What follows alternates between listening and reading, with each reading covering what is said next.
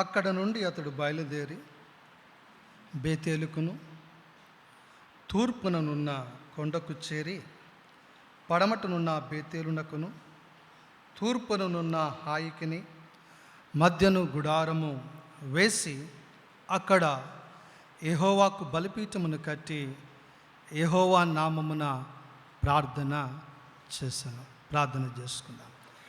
ప్రభువా, మీ కొందనాలు చెల్లిస్తుంటున్నాం. ఈ వాక్యాన్ని మేము ధ్యానించుకొనిచుండగా అయోగ్యుణ్ణి మీ సిలువ చాటును మరుగుపరుచుకోండి, బురగా పనిముట్టుగా వాడుకోమని ప్రార్థిస్తుంటున్నాం.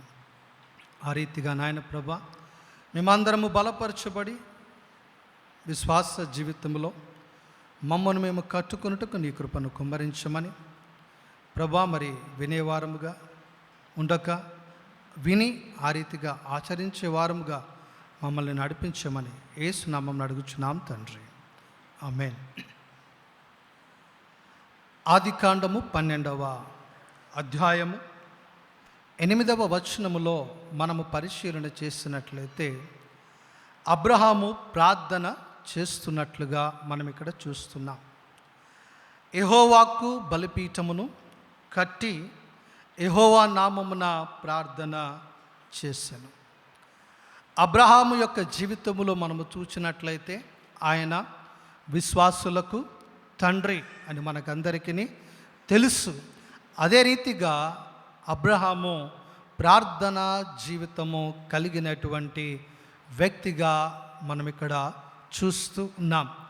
అబ్రహాము ప్రార్థనా జీవితం ఆదికాండము 11వ అధ్యాయములో మనము చూస్తే దేవుడు అబ్రహాముకి ప్రత్యక్షమై అబ్రహాముతో మాట్లాడుతూ నేను చూపించు దేశానికి నీవు వెళ్ళము అని చెప్పినప్పుడు ఆయన ఆ రీతిగా ముందుకు సాగినట్లుగా వాక్యము మనకి సెలవిస్తున్నది. నిరీక్షణకు ఆధారము లేనటువంటి సమయంలో ఆయన దేవుని యొక్క ప్రత్యక్షతను బట్టి ఆ మాటను బట్టి విశ్వాసముంచి ఆయన ముందుకు సాగినట్లుగా మనము చూస్తూ ఉన్నాం. అబ్రహాము యొక్క జీవితము మనము చూసినట్లయితే యెహోషువ గ్రంథము 24వ అధ్యాయము 2వ వచనంలో చూస్తే వారు యూఫ్రటీస్ నది అద్దరిన వారు ఏం చేస్తున్నారు? నివసిస్తూ ఉన్నారు. వారు అన్యులుగా వారు ఉన్నారు అనగా వారు విగ్రహాలను చేసుకుంటూ ఉండేవారు. ఆ రీతిగా వారు జీవిస్తున్నటువంటి ఆ యొక్క అబ్రహాముకు దేవుడు ప్రత్యక్షమై నేను చూపించు దేశానికి నీవు వెళ్ళము అని చెప్పినప్పుడు ఆయన ఆ మాటకు విధేయత చూపించినట్లుగా మాటకు లోబడినట్లుగా మనము చూస్తూ ఉన్నాం. అబ్రహాము యొక్క విషయం మనం పరిశీలన చేస్తే అబ్రహాము అనగా ముందు దేవుడు అతని యొక్క అబ్రామును దేవుడు ఏ రీతిగా మార్చాడు? అబ్రహాముగా దేవుడు మార్చాడు. మన తెలుగులో ఒక 3 అక్షరాలు, అది ఎన్నైందండి? 4 అక్షరాలైనట్లుగా చూస్తున్నాం. అదే ఇంగ్లీష్లో మనం చూస్తే 5 అక్షరాలు, ఇంగ్లీష్కి వచ్చినప్పటికి ఎన్ని అక్షరాలుగా మారింది? 7 అక్షరాలుగా మారినట్లుగా మనము చూస్తాం. చూడండి, అబ్రామ్ అనగా ABRAM 5 అక్షరాలు మనకు అక్కడ కనబడుతున్నాయి. అదేవిధంగా అబ్రహాము అని చూచినట్లయితే ABRAHAM అనగా చూడండి సంపూర్ణ సంఖ్యగా మనకి ఇక్కడ కనబడుతున్నది. ఆ విషయం మనకి 17వ అధ్యాయము 3-5 వచనాల్లో వ్రాయబడి ఉంటున్నది. ఆ మాటను మనము చదువుకుందాం. 17వ అధ్యాయము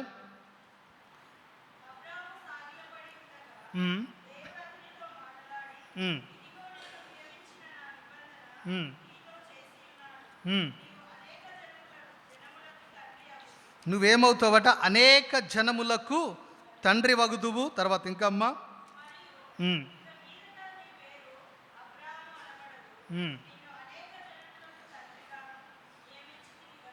చాలండి. ఇక్కడ మనము చూసినట్లయితే పేరు కన్నా అతని యొక్క సాక్ష్య జీవితము బహు ప్రాముఖ్యముగా మనం ఇక్కడ చూస్తూ ఉన్నాం. అబ్రాము అనగా ఘనత పొందినటువంటి తండ్రి, అబ్రహాము అనగా అనేక జనములకు తండ్రి. చూడండి, ఈ అనేక జనములకు తండ్రి అని అబ్రహాముకు పిల్లలు పుట్టకముందే దేవుడు ఏం చేశాడండి, ఆ యొక్క పేరును పెట్టినట్లుగా మనం ఇక్కడ చూస్తూ ఉన్నాం. అయితే చూడండి, ఆ రీతిగా దేవుని యొక్క నామకరణమును బట్టి దేవుని యందు విశ్వాసముంచి అనుకోలేదు, ప్రభువా నువ్వేటి అనేక జన్మలకు తండ్రి వగుదు అని అంటున్నావు, నాకైతే సంతానము లేదే అని అక్కడ ఏమీ సెలవిచ్చుటలేదు, కానీ విశ్వాసం ఉంచినట్లుగా మనం అక్కడ చూస్తూ ఉన్నాం. దేవుని యొక్క బిడ్డలారా, అబ్రహాం యొక్క విషయంలో మనము చూసినట్లయితే పిలుపుకు అతడు లోబడ్డాడు. లోబడుటతో, విధేయతతో దేవుడు అతని యొక్క పేరును మార్చినట్లుగా మనము చూస్తున్నాం. చూడండి, ఆ విధేయతతో అబ్రహాముకు మరి యొక్క పేరు మనకు కనబడుతుంది. ఏ పేరండి? స్నేహితుడు. ఏ పేరండి? దేవుని యొక్క స్నేహితుడు.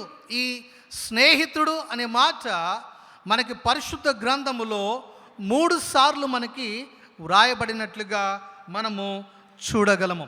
దినవృత్తాంతముల మొదటి గ్రంథము 20వ అధ్యాయము 5వ వచనాన్ని మనము చదువుకుందాం.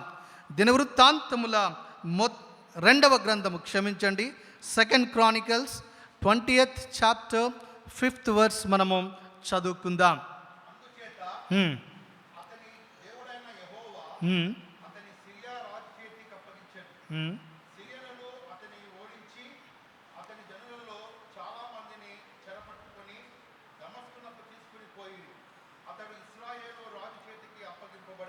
రెండవ దినవృత్తాంతం 25 అమ్మా, ఇది 20వ అధ్యాయము 5వ వచనం. ఓకే.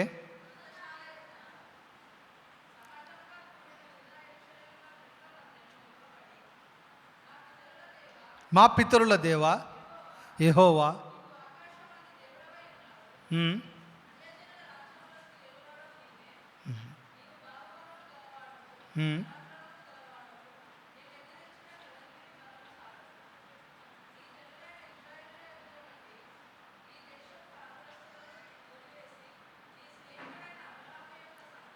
నీ స్నేహితుడైన అబ్రహాము యొక్క సంతతికి ఈ దేశమును నీవు ఇచ్చితివి, శాశ్వతముగా కానాను దేశాన్ని. అనగా చూడండి, అబ్రహాముకు మరి యొక్క పేరు మనం చూస్తున్నాం, ఏమున్నదండి?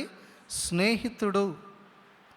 రెండవదిగా మనము చూసినట్లయితే యెషయా గ్రంథము 41వ అధ్యాయము 8వ వచనాన్ని మనము చదువుకుందాం. యెషయా గ్రంథము 41వ అధ్యాయము 8వ వచనాన్ని మనం చదువుకుందాం.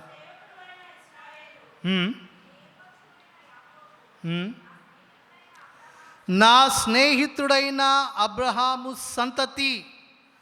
సంతానము అని మనం అక్కడ చూస్తూ ఉన్నాం. అనగా దేవుని యొక్క స్నేహితుడు. చూడండి, పిలుపును బట్టి, విధేయతను బట్టి, నమ్మకత్వాన్ని బట్టి, ఆ యొక్క జీవితాన్ని బట్టి, ఆ యొక్క సాక్ష్య జీవితాన్ని బట్టి అబ్రహాము యొక్క విశ్వాస జీవితంలో దేవుడు ఏ రీతిగా అతనిని ఆశీర్వదిస్తూ ఉన్నాడో, ఏ రీతిగా అతడు దేవుని ఎడల ఒక ఉద్దేశమును కలిగి దేవుని యొక్క స్నేహితుడిగా ఇక్కడ పిలువబడుతున్నట్లుగా మనము చూస్తూ ఉన్నాం. మూడవదిగా యాకోబు రాసిన పత్రిక 2వ అధ్యాయము 23వ వచనాన్ని మనము చదువుకుందాం. యాకోబు రాసిన పత్రిక 2వ అధ్యాయము 23వ వచనాన్ని మనము చదువుకుందాం. నీతిగా ఎంచెను,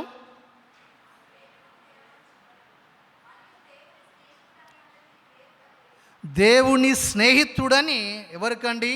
అబ్రహాముకు పేరు కలిగెను అనే మాటను మనం అక్కడ చూస్తూ ఉన్నాం. దేవుడు పిలిచినటువంటి సందర్భములో ఎక్కడో మెసొపొతేమియా ఆ ప్రదేశములో, ఊరు అనే ప్రదేశములో యూఫ్రటీస్ నది అవతన నివసిస్తున్నటువంటి వారు ఆ యొక్క నదిని దాటి ఆ యొక్క కానాను దేశానికి వారు వచ్చి నివసిస్తున్నటువంటి సందర్భములో అబ్రహాము యొక్క సాక్ష్య జీవితమును బట్టి చూడండి ఏ రీతిగా దేవుని ఎడల అతడు కృప కలిగి ఉంటున్నాడో, కృప పొందుకొని ఉంటున్నాడో మనం ఇక్కడ చూస్తూ ఉన్నాం. ఇంకా మనము చూచినట్లయితే చూడండి, ఈ యొక్క ఐగుప్తు దేశములో ఇశ్రాయేలీలు ఉంటున్నటువంటి సందర్భంలో వారు ఏ రీతిగా ప్రార్థన చేశారు? దేవుని ముందు ఎవరి పేరు వచ్చిందండి? అబ్రహాము దేవుడు, ఇస్సాకు దేవుడు, యాకోబు. చూడండి ఆ రీతిగా తన యొక్క విశ్వాస జీవితాన్ని నిలుపుకొనినట్లుగా మనం ఇక్కడ చూస్తూ ఉన్నాం. అబ్రహాము దేవుడు అనే మాట ఆ యొక్క లేఖన భాగంలో మనము చూచినట్లయితే ఒక 20 సార్లుగా వ్రాయబడి ఉంటున్నది. దేవునికి బిడ్డలారా చూడండి, దేవుని ముందుగా ఎవరి పేరు అక్కడ వస్తుందండి? అబ్రహాము. చూడండి అంతగా మరి దేవుని ఎడల ఆయన విశ్వాసము చూపించి ఉంటున్నాడు. అంతగా ఆయన దేవుని యొక్క మాటను బట్టి విధేయుడై ముందుకు సాగుతున్నట్లుగా మనం ఇక్కడ చూస్తూ ఉన్నాం. అయితే ఈ యొక్క 12వ అధ్యాయము 8వ వచన భాగములో మనము చూచినట్లయితే అక్కడ అబ్రహాము ప్రార్థన చేస్తున్నట్లుగా మనము చూస్తూ ఉన్నాం. దేవునికి బిడ్డలారా, ఈ యొక్క బలిపీఠమును కడుతూ ఉన్నాడు. మొదటగా బలిపీఠాన్ని మనము చూచినట్లయితే నోవాహు కట్టినట్లుగా మనకు అక్కడ కనబడుతూ ఉంటుంది. ఎందుకనగా ఆ యొక్క మరి ఓడలో నుంచి బయటికి వచ్చిన తర్వాత వారు బలిపీఠమును కట్టి అక్కడ దహన బలి అర్పించినట్లుగా మనము చూస్తాం. అయితే ఎక్కువగా అబ్రహాము బలిపీఠములను కట్టినట్లుగా వాక్యము మనకి సెలవిస్తున్నది. ఏమి కట్టాడండి? ఆయన బలిపీఠములను కట్టి ఉంటున్నాడు. చదువుదాం, 7వ వచన భాగమును మనము చదువుకుందాం. యెహోవా అబ్రహామునకు నీ సంతానమును దేవుడు ప్రత్యక్షమై దేవుడు చెప్పుచున్నటువంటి మాట ఏమనగా, నీ సంతానమునకు ఈ దేశమిచ్చదనని చెప్పగా అతడు తనకు ప్రత్యక్షమైన యెహోవాకు ఒక బలిపీఠమును కట్టెను. అక్కడే ఒక ప్రత్యక్ష బలిపీఠమును అనగా దేవుడు నాతో మాట్లాడి ఉంటున్నాడు. ఇదిగో ఈ యొక్క స్థలములో దేవుడు నాకు ప్రత్యక్షమై ఈ యొక్క దేశమును దేవుడు నాకు ఇస్తానని వాగ్దానము చేసి ఉంటున్నాడు అని నమ్మి విశ్వసించి అక్కడ ఏం చేస్తున్నాడండి? ఒక బలిపీఠమును కట్టినట్లుగా మనము చూస్తూ ఉన్నాం. చూడండి, అతడు ఎక్కువగా బలిపీఠములను కట్టి ఉంటున్నాడు. బలిపీఠము అనగా రాయి స్థిరత్వానికి గుర్తుగా ఉంటున్నది. రాయి కదల్చబడదు. దేవునికి బిడ్డలారా, మరి కొత్త నిబంధనలో మనము చూచినట్లయితే ఈ నా మాటలు విని వాటి చొప్పున గైకుని వాడు బండ మీద తన ఇల్లును కట్టుకున్నటువంటి బుద్ధిమంతుని పోలియుండునని వాక్యము సెలవిస్తున్నది. అయితే దేవునికి బిడ్డలారా, ఇక్కడ అబ్రహాము అయితే బలిపీఠమును గడుతున్నాడు. తాను దేనిలో నివసిస్తున్నాడండి? గుడారములో తాను నివసిస్తున్నాడు. ఆ మాట మనము చదివినట్లయితే 8వ వచనములో మనకి కనబడుతున్నది. బయలుదేరి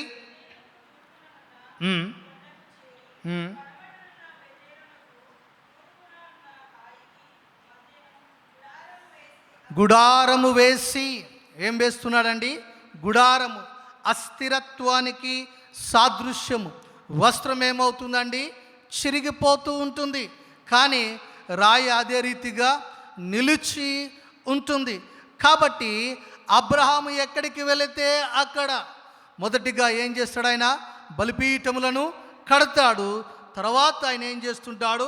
గుడారమును ఆయన అక్కడ వేసుకుంటూ ఉంటాడు. 7వ వచనములో మనము చూస్తే ప్రత్యక్ష బలిపీఠము మనకు అక్కడ కనబడుతుంది. దేవుడు వాగ్దానము చేశాడు.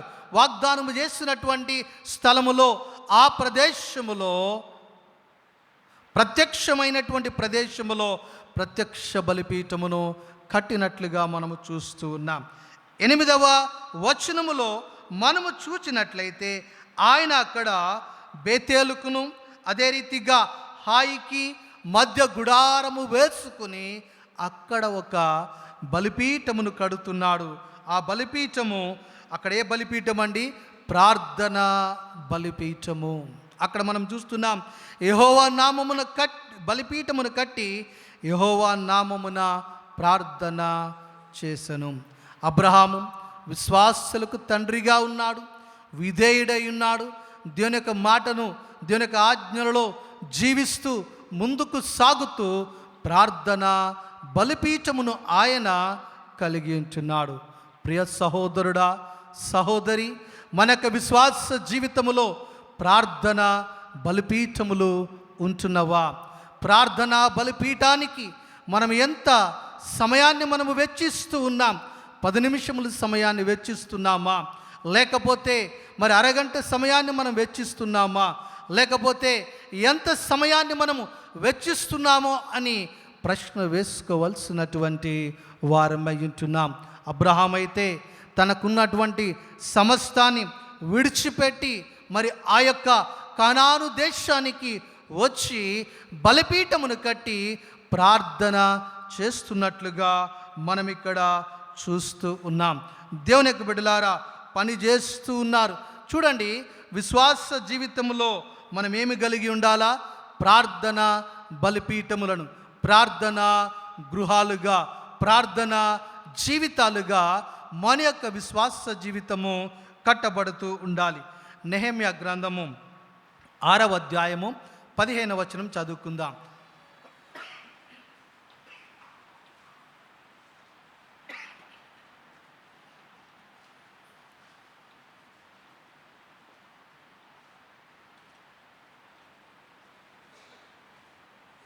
నెహెమ్యా గ్రంథము 6వ అధ్యాయము 15వ వచన భాగాన్ని మనం చదువుకుందాం.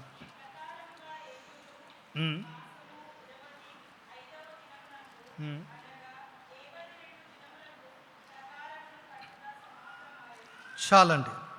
నెహెమ్యా ఏ రీతిగా మరి ఆ యొక్క కార్యమును ముగించాడు అనగా ప్రార్థన, రెండవదిగా పని అండి. యెరూషలేము యొక్క ప్రాకారపు గోడలు కట్టించుటలో ఏ రీతిగా ముందుకు సాగి ఉంటున్నాడు అనగా ప్రార్థనతో. వారు ఏ రీతిగా పనిచేసి ఉన్నారు అనగా ఒక చేతితో ఏం కట్టుకున్నారట? కత్తిని పట్టుకున్నారు. మరి యొక్క చేతితో వారు ఏం చేస్తున్నారండి? గోడలను నిర్మిస్తూ ఉన్నారు. విశ్వాస జీవితంలో మనము కూడా దేవుడు అనుగ్రహించి సర్వాంగ కవచమును మనము ధరించుకుంటూ ముందుకు సాగవలసినటువంటి వారమై ఉంటున్నాం. మొదటిగా మనము పరిశీలన చేసినట్లయితే అబ్రహాము ప్రార్థనా జీవితము, ఇది వ్యక్తిగతమైనటువంటి ప్రార్థనా జీవితము అబ్రహాము కలిగి ఉన్నాడు. మనకందరికీ తెలిసినటువంటిదే. విశ్వాసులకు జస్ట్ డైల్ కదండి. మన జస్ట్ డైల్ ఏందండి? విశ్వాసులంగా ఎక్కువగా ప్రార్థన చేయాలి అనగా వెంటనే ఇర్మియా 33:3 మొర్రపెట్టుము, నేను నీకు ఉత్తరం ఇచ్చేదను. మరి ఒకటి మనము చదువుకుందాం. 50వ కీర్తన 15వ వచన భాగము. ఆపత్కాలమున నీవు నన్ను గూర్చి మొరపెట్టుము, నేను నీకు ఉత్తరము ఇచ్చేదను. మరి యొక్క వచన భాగము 91వ కీర్తన 15వ వచనాన్ని మనము చదువుకుందాం. అతడు మొరపెట్టగా నేనతనికి ఉత్తరము ఇచ్చేదను. అనగా మనము ప్రార్థన చేసిన వెంటనే దేవుడు ప్రార్థన ఆలకించువాడై ఉన్నాడు. దేవుని యొక్క బిడ్డలారా, మన విశ్వాస జీవితంలో మనము ప్రార్థన బలిపీఠమును కలిగి ఉండవలసినటువంటి వారమై ఉంటున్నాం.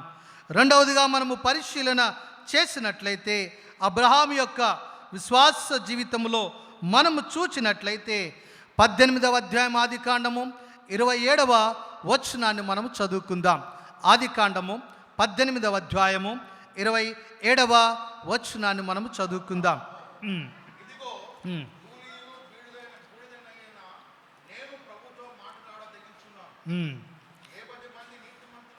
చాలండి. ఇక్కడ మనము చూచినట్లయితే అబ్రహాము సొదొమ గొమొర్రాల విషయము ఏం చేస్తున్నాడండి? ప్రార్థిస్తున్నాడు, వేడుకుంటూ ఉన్నాడు.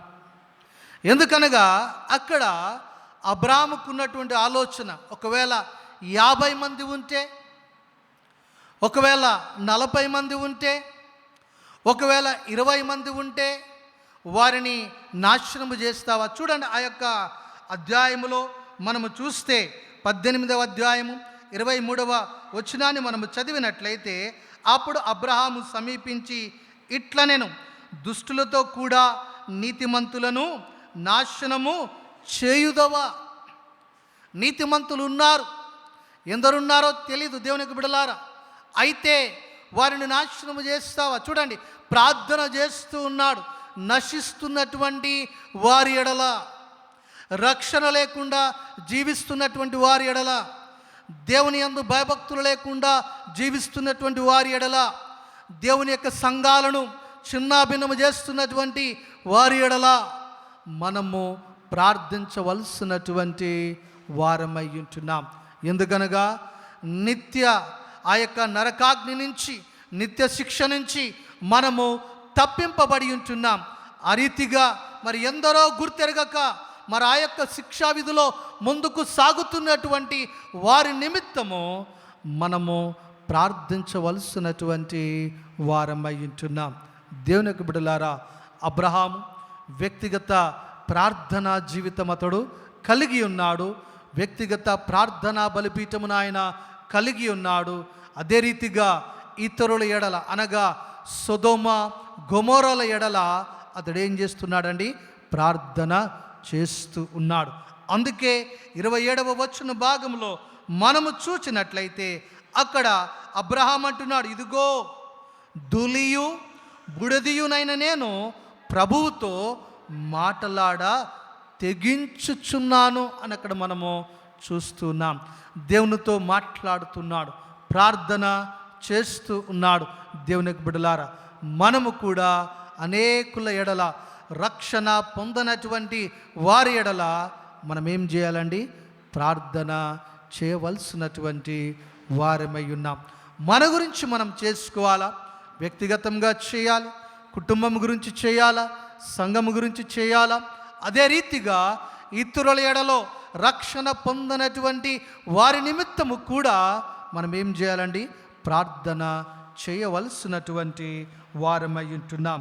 అక్కడ మనము చూచినట్లయితే వారి యొక్క జీవితం, అనగా సొదొమ గొమొర్రాల యొక్క జీవితము, లేకపోతే ఆ యొక్క దేశ ప్రజల యొక్క పరిస్థితి, అనగా పాపము బహు భయంకరమై ఉన్నది. అక్కడి ఉన్నటువంటి ప్రజలు బహుదుష్టులుగా ఉంటున్నారు, బహుపాపులుగా ఉంటున్నారు. కాబట్టి దేవుడు వారిని నాశనము చేయాలని దేవుడు ఆశపడుతున్నాడు. అయితే అట్టి సందర్భంలో మరి అబ్రహాము ప్రార్థన చేస్తున్నట్లుగా మనము చూస్తున్నాం. దేవుని యొక్క ప్రేమను చూపిస్తూ ఉన్నాడు. మనము కూడా క్రీస్తు యొక్క ప్రేమను కలిగి ప్రార్థించుటలో, ఇతరుల ఎడల, నశించిపోతున్నటువంటి వారి ఎడల మనము ప్రార్థన చేయవలసినటువంటి వారమై ఉంటున్నాం. దేవుని యొక్క బిడ్డలారా, మూడవదిగా మనము పరిశీలన చేసినట్లయితే 20వ అధ్యాయము 7వ వచన భాగమును మనము చదువుకుందాం. ఇక్కడ మనము చూచినట్లయితే అబీమెలెకు రాజు గురించి అబ్రహాము ప్రార్థన చేస్తూ ఉన్నాడు. చూడండి, దేవుడు మాత్రము ఆ రీతిగా ఎవరి పక్షమున ఉన్నాడు అనగా అబ్రహాము పక్షమున నిలవబడి, చూడండి, మనుషుని భార్యను తిరిగి అతనికి అప్పగించుము, అతడు ప్రవక్త, అతడు నీ కొరకు ప్రార్థన చేయును. ఎవరి కొరకండి? అబీమెలెకు రాజు గురించి ప్రార్థన చేయును అని చెప్పినప్పుడు అతడు అంటున్నాడు, నేనే తప్పితమును చేయలేదు కదా. బట్ ఏది ఏమైనప్పటికీ కూడా దేవుడు సెలవిస్తున్నటువంటి మాట మనము చూచినట్లయితే చూడండి, అక్కడ 5వ వచనములో ఇతడు నా అన్న అని అనెను, నేను చేతులతో ఏ దోషము చేయక యథార్థ హృదయముతో ఈ పని చేసి తిని అని అబీమెలెకు చెప్పినటువంటి సందర్భములో దేవుడు అంటున్నాడు, అయినప్పటికీ నీవు నాకు విరోధముగా పాపము చేయకుండా నేను నిన్ను అడ్డగించి తిని, అందుకే నేను నిన్ను ఆమెను ముట్ట నీయలేదు అని దేవుడు సెలవిచ్చినటువంటి సందర్భంలో అతడు ప్రవక్త. ఎవరండి? అబ్రహాం ఇక్కడ మనకి ఏ రీతిగా కనబడుతున్నాడు? ఒక ప్రవక్తగా మనకి కనబడుతున్నాడు.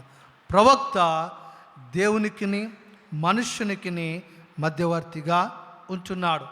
యాజకుడు మనిషికి దేవునికిని మధ్యవర్తిగా ఉంటున్నాడు. కాబట్టి అతడు నీ నిమిత్తము ప్రార్థన చేయును. ఎందుకనగా దేవుడు ఆ యొక్క రాజ్యములో ఒక శాపము ఉన్నదండి. చూడండి, 17వ వచనము మనము చదువుకుందాం. అదే అధ్యాయము 20వ అధ్యాయము 17వ వచనము మనము చూచినట్లయితే, అబ్రహాము దేవుని ప్రార్థింపక అబీమెలెకును అతని భార్యను అతని దాసీలను అనగా అబీమెలెకు ఏమి రాబోతుంది? నాశనము రాబోతుంది, నష్టము రాబోతుంది. కాబట్టి అబీమెలెకును దేవుడు బ్రతికించి ఉంటున్నాడు ప్రార్థన ద్వారా. ఇంకా మనము చూచినట్లయితే భార్యను బ్రతికించను, తర్వాత అతని దాసీలను దేవుడు బాగు చేసి ఉంటున్నాడు. ఎందుకనగా చూడండి, ఏలయనగా అబ్రహాము భార్యను శారాను బట్టి దేవుడు అబీమెలెకు ఇంటిలో ప్రతి గర్భమును మూసియుండెను. కాబట్టి అబ్రహాము ఎప్పుడైతే ప్రార్థించాడో ఆ యొక్క శాపం ఏమైందండి? విడుదల పొందినట్లుగా మనము చూస్తూ ఉన్నాం. అబ్రహాం ఎవరి గురించి ప్రార్థన చేస్తున్నాడు? అబీమెలెకు రాజు గురించి ప్రార్థన చేస్తున్నాడు. దేవుడు ఏర్పరచుకున్నటువంటి వారు ఒకవేళ పొరపాటు చేసినట్లయితే వారికి తీర్పు తీర్చడానికి ఎవరున్నారండి? దేవుడు ఉన్నాడు. వారి మధ్యలో మనము దూరినట్లయితే ఆ తీర్పు ఎవరి మీదకి వస్తుంది? మన మీదకే. దేవుని యొక్క బిడ్డలారా, ఒకవేళ దేవుడు తప్పు చేస్తే దేవుడు తప్పక అట్టి శిక్షను దేవుడు వారికి అనుగ్రహించువాడై ఉన్నాడు. దేవుని యొక్క బిడ్డలారా, ఇక్కడ మనము చూచినట్లయితే రాజు అయినటువంటి అబీమెలెకు విషయములో ఎప్పుడైతే అబ్రహాము ప్రార్థన చేశాడో ఆ ప్రార్థనను బట్టి దేవుడు అతని యొక్క కుటుంబానికి స్వస్థతను అనుగ్రహించినట్లుగా మనము చూస్తూ ఉన్నాం. దేవుని యొక్క బిడ్డలారా, అబ్రహాం యొక్క జీవితాన్ని మనము చూచినట్లయితే అతడు విశ్వాసిగా ఉంటున్నాడు, విధేయుడిగా ఉంటున్నాడు. మూడవదిగా ప్రార్థన పరుడుగా ఉన్నట్లుగా మనం ఇక్కడ చూస్తూ ఉన్నాం. అయితే విశ్వాస జీవితంలో మన యొక్క విశ్వాస జీవితము ఏ రీతిగా ఉన్నది?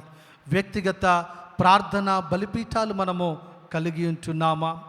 రక్షణ పొందనటువంటి వారి నిమిత్తములో మనము ప్రార్థన చేసేవారముగా ఉన్నామా? అదే రీతిగా ఎవరైతే ఇరుకులలో ఇబ్బందులలో అధికారులు కలిగి ఉంటున్నారో వారి విషయంలో మనము ప్రార్థన చేసేవారముగా ఉంటున్నామా లేదా అని పరీక్షించుకోవాల్సినటువంటి వారమై ఉంటున్నాం. చూడండి, 12వ అధ్యాయములో చాలా గొప్ప విషయాలు మనకి కనబడుతూ ఉన్నాయి.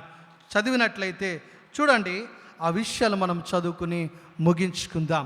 12వ అధ్యాయములో మొత్తము అబ్రాహాము యొక్క జీవితము ఆశీర్వదింపబడుటకు 8 మెట్లు మనకు అక్కడ కనబడుతూ ఉన్నాయి. దేవుని యొక్క బిడ్డలారా, 5వ వచనము మనము చూచినట్లయితే అతడు ఆ ప్రదేశము నుండి ఎక్కడికి వచ్చెను? కానానుకు వచ్చెను. చూడండి, విడిచిపెట్టి ఎక్కడికి వచ్చాడు? కానానుకు వచ్చాడు. తర్వాత షెకెముకు వచ్చాడు. కానాను నుంచి ఎక్కడికి వచ్చాడండి? షెకెము నుంచి దేశ సంచారము చేశాడు. దేశ సంచారము చేసి మోరే దగ్గరకు వచ్చాడు. మోరే దగ్గరకు వచ్చి అక్కడ ఒక బలిపీఠమును కట్టాడు. బలిపీఠమును కట్టి కొండకు చేరి ఏం చేస్తున్నాడు? ప్రార్థన చేస్తూ ఉన్నాడు. ఇంకా ప్రయాణము చేయించు ఉన్నాడు. ప్రార్థనా జీవితంలో ఇంకా మనము దినదినము నూతన పరచబడుతూ విశ్వాస జీవితంలో మనము ఎదగవలసినటువంటి వారమై ఉన్నాం. అబ్రాహాము యొక్క జీవితంలో చూడండి, విధేయుడై ఉన్నాడు. కానానుకు వచ్చాడు. కానాను నుంచి షెకెము నుంచి దేశ సంచారం, అక్కడ నుంచి మోరేకి వచ్చాడు. మోరే నుంచి బలిపీఠము కట్టాడు. చూడండి, ఏ రీతిగా ఒక్కొక్క మెట్టు వెనకకు వెళ్ళడంలే, విశ్వాస జీవితంలో వెనకడుగు వేయడంలే, షెకెములోనే స్థిరపడిపోలేదు, మోరే దగ్గరే జీవించడం లేదు. దేశ సంచారము చేశాడు. సంచారం చేసి కొండకు వెళ్ళాడు, ఏకాంత ప్రదేశానికి వెళ్ళాడు. వెళ్ళి బలిపీఠము కట్టాడు, ప్రార్థన చేస్తున్నాడు, ఇంకా దేశ సంచారము చేస్తూ ఉన్నాడు. మన విశ్వాస జీవితము ఏ రీతిగా ఉంటున్నది? దేవునికి బిడ్డలారా, ప్రార్థన పరళముగా ముందుకు సాగుతున్నామా? మన ప్రార్థనా జీవితం ఏ రీతిగా ఉంటున్నది? వ్యక్తిగత బలిపీఠాలు కలిగి ఉన్నామా లేదా పరీక్షించుకుందాం. ఆ రీతిగా మన హృదయాలు ప్రభువుకు మనము సమర్పించుకుందాం. అట్టి కృపతో దేవుడు మనల్ని నింపి నడిపించునుగాక. ప్రార్థన చేసుకుందాం.